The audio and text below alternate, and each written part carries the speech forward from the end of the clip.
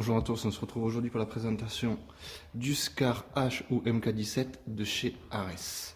Dans un premier temps, on va découvrir la boîte. Alors c'est une boîte en carton basique, il y a rien de, il y a 3 autocollants dessus. À l'intérieur de la boîte, donc la réplique est bien protégée par de la mousse. Bon, c'est une réplique que j'ai achetée d'occasion, donc le carton n'est pas en super état. On retrouve un chargeur iCap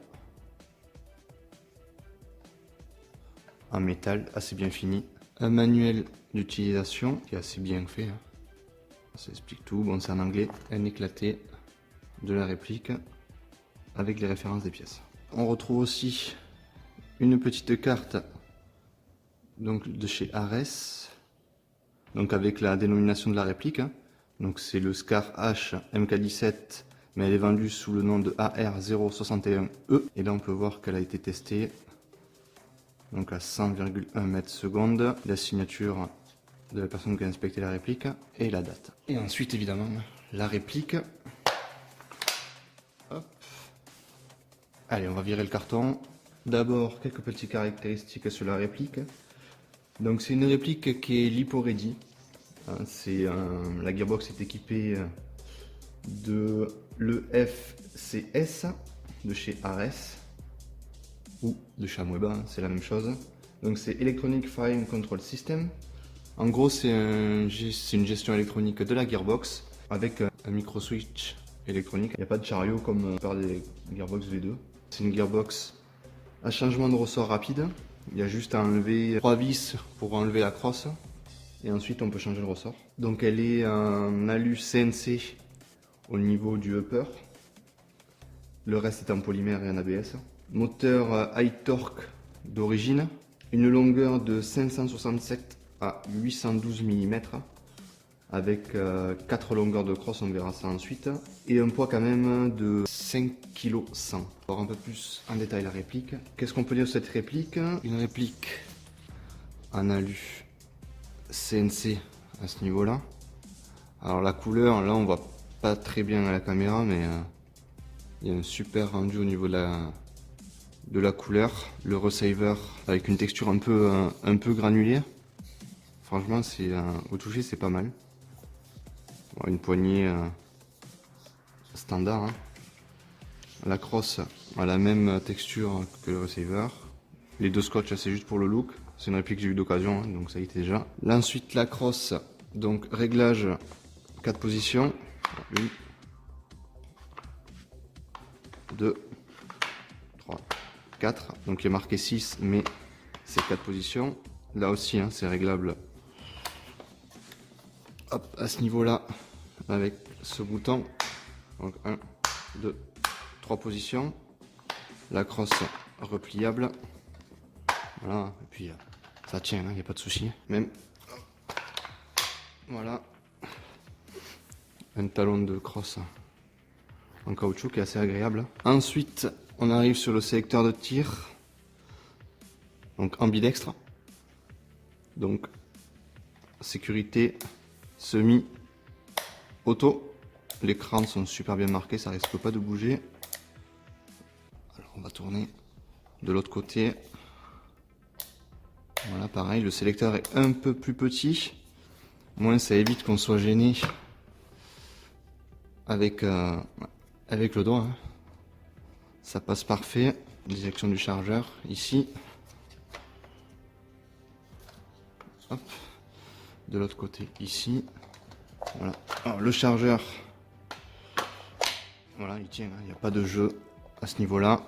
Le bolt catch fonctionnel.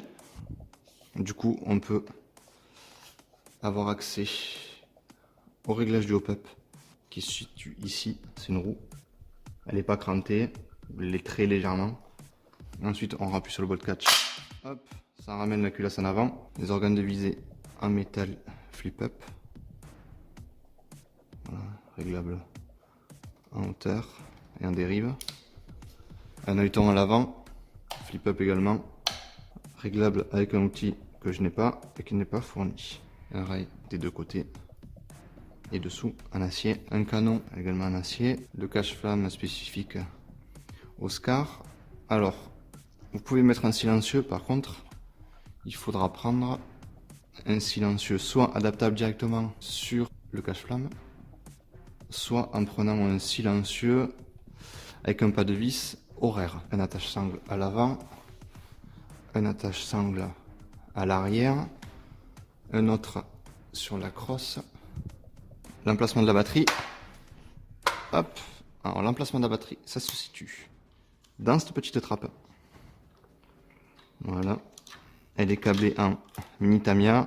Alors moi j'ai un adaptateur là juste pour les tests. Ensuite elle sera recablée en Tedin. Là on peut voir la gearbox QD. Donc il faudra démonter un vis ici, un vis dessous ici et un vis de ce côté pour pouvoir retirer la crosse, faire le changement de ressort rapide. Alors au niveau des batteries, ce qui est compatible, donc l'Hippo Ready jusqu'à 11.1. Moi je tourne en 11.1 et pour une batterie qui rentre nickel, j'ai pris les batteries de chez Airsoft Entrepôt, type AK.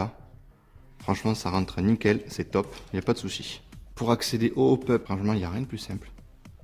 On tourne cette bague. Hop, on tire le canon. Et voilà. Là, on a enlevé tout le canon externe. Et on retrouve ici le bloc hop-up. Voilà, spécifique à cette réplique. Voilà, hop, on renclenche, on verrouille et c'est bon. Voilà, bon après il n'y a aucun marquage sur cette réplique, hein, à part au niveau du sélecteur de tir. Ici et ici, ce sont des stickers qui ont été rajoutés par l'ancien propriétaire. Après c'est une très bonne réplique, hein, ça pèse son poids, ça a l'air bien solide quand même. Alors au niveau des chargeurs, c'est un peu spécifique parce qu'il n'y a que des chargeurs Ares qui sont compatibles avec cette réplique.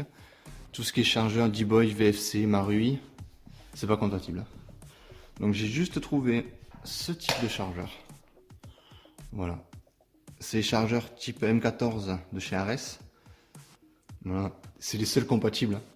Il n'y a que ça. Alors si vous en trouvez en métal, vous avez de la chance. Moi j'en ai pas trouvé. J'ai trouvé que ceux en polymère. Après voilà. La couleur c'est pas tout à fait la même. Ils sont légèrement plus courts. Voilà, il y a un demi-centimètre. On voit bien ici. Voilà, chargeur mid-cap, 70 billes.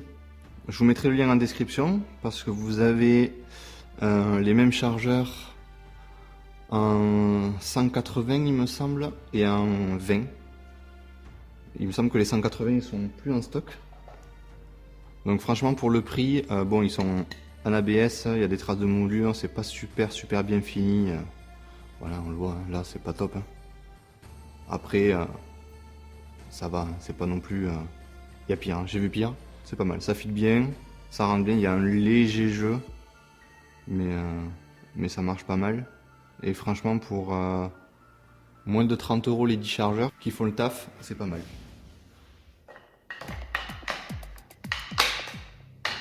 Hop, voilà ce que ça donne. Un léger jeu, mais franchement c'est pas mal. Donc voilà la review du Scar H MK17 de chez Ares terminée. N'hésitez pas à mettre un gros pouce bleu si vous avez aimé la vidéo, un pouce vers le bas si vous n'avez pas aimé. Dites-moi en commentaire si vous avez déjà utilisé cette réplique, si vous aimez cette réplique, si vous avez des soucis avec, si vous l'avez upgradé. Moi je vais faire un petit upgrade dessus et après je vais vous mettre à la fin de la vidéo comment j'ai équipé la réplique. Donc avec un silencieux, un Spectre DR, un peg et une petite poignée et voilà, ça fait le job.